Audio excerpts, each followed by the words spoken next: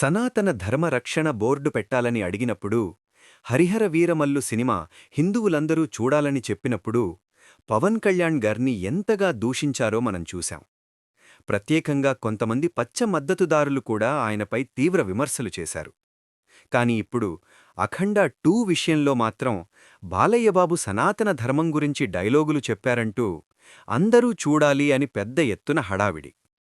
సరే, సినిమా చూస్తాం. కాని ఇప్పుడు నిజమైన పరీక్ష వచ్చింది. బంగ్లాదేశ్లో హిందువులపై దాడులు జరిగితే పవన్ కళ్యాణ్ గారు బహిరంగంగా ఖండించారు. పోస్టు కూడా వేసి హిందువుల పక్షాన నిలబడ్డారు. ఇప్పుడు ప్రశ్న ఒక్కటే: బాలయ్య గారికి సినిమాలో క్లాస్ పీకినట్టు నిజ జీవితంలో కూడా మీడియా ముందు వచ్చి ఈ దాడులను ఖండించే ధైర్యం ఉందా? లేక ధైర్యమంతా డైలాగుల వరకేనా?